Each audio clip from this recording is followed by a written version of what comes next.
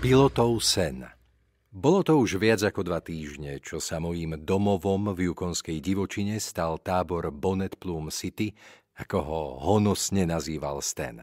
Pár drevených chatiek na brehu modrastého jazera, v ohrade pestré stádo koní, široko ďaleko len obrovská zvlnená zelená dolina, olemovaná ostrými skalnatými horami. Stromov bolo v okolí tábora len zopár. Vegetáciu tvorili najmä nízke kríky a tráva. Hustý les sa začínal až niekoľko kilometrov odtiaľ. Od rána sme sa so Stanom premávali na terénnej štvorkolke s prívesom medzi táborom a spáleniskom v lese. Vozili sme zásoby dreva pre kuchyňu. Pritom sme pod chvíľou pozerali na oblohu, či sa dnes náhodou niekto neobjaví.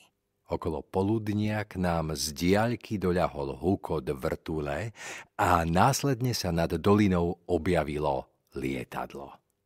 O malú chvíľu už modrobiely hydroplán elegantne zosadol na jazero a pilot Eddie nasmeroval stroj k brehu. Vypol motor a kým sa vrtuľa dokrútila, dorazili sme na štvorkolke k mólu aj my so Stanom. Eddieho spolucestujúci mi hodil lano, aby som lietadlo priviazal. Tak ako zelenáč, držíš sa mojej rady a počúvaš Stana? Hej, Stan! Nedáva ti ten Slovák príliš veľa otázok? Bol to Froggy. Dôstojne vykročil z plaváka na mólo. Dáva, ale už ho liečíme, odpovedal Stan. To je jeho nevyliečiteľná choroba. Všetko chce vedieť. Nehovoril som ti, aby si držal hubu. Vyčítavo sa ku mne obrátil Froggy a podal mi malý balík. Druhý, podobný, podal Stanovi. Ale otvorte si ich až v chatkách. Upozornil nás tajomne a zasalutoval smerom k Eddímu. Jednotka je nastúpená, môžeme začať prehliadku, otče. Eddie ho volali všetci jeho známi otec. Jednak preto, že jeho najčastejším výrokom pri zvítaní bolo chvála Pánu Bohu, ale aj kvôli jeho záľube oslovovať všetkých mladších mužov titulom synak. Chvála Pánu Bohu. Stan, Martin, zdrástvuj, malčík. Ako sa máš, synak? Z lietadla sa vynoril otec. Pri pohľade na tohto drobného, guľatučkého deduška s dôstojnou bielou bradou nešlo inak, ako sa úctivo pokloniť. Zdravím, otče. Si v poriadke? Charašo, opetoval mi poklonu. Eddie pochádzal z Ukrajiny a nikdy nepremeškal príležitosť vytiahnuť na mňa zvýšky svojej ruštiny. S jeho príletom zavládla v tábore sviatočná, priam vianočná atmosféra. Začali sme vykladať darčeky z lietadla. A máš pilotov sen, brat Stan? Obrátil sa Eddie so širokým úsmevom na Stana. V očakávaní zdvihol obočie, posunul si okuliare vyššie na nos a labužnícky si pohľadil fúzy. Isté, že otče. Čaká v kuchyni na stole. No žiaľ, zostalo už len zopár. No ale sú tam aj sendviče a v hrnci na variči je guláš. Chvála Pánu Bohu. Poď, Froggy, nechaj ich vykladať, ide sa do kuchyne.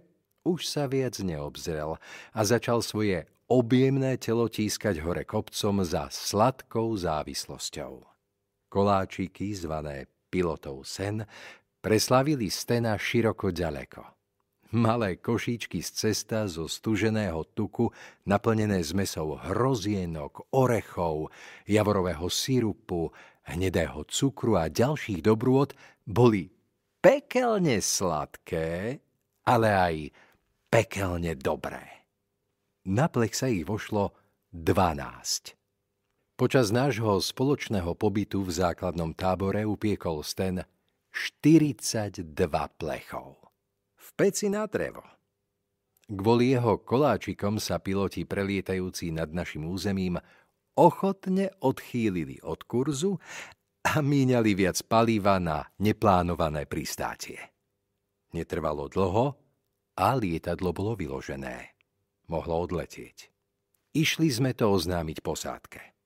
Chvála Pánu Bohu, brat Sten, synak, vítal nás Eddie v kuchyni s blaženým výrazom.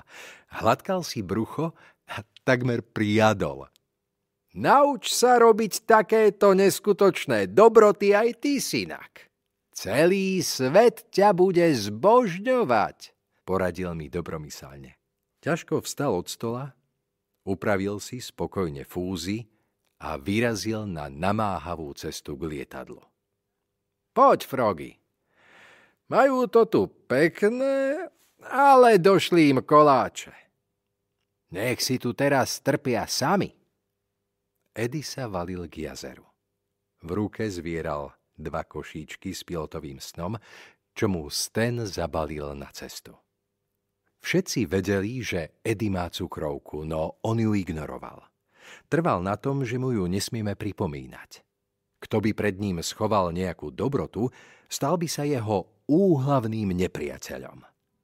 Sten riešil túto situáciu kompromisom. Tváril sa, že mu na cestu zabalil posledné 2 kusy. Eddie ho čakalo na stole vždy len zo 5-6 košíčkov. Všetky ostatné boli dobre ukryté. Na móle sa chlapi vynukovali, kto prvý vlezie do lietadla. Až po vás, otče.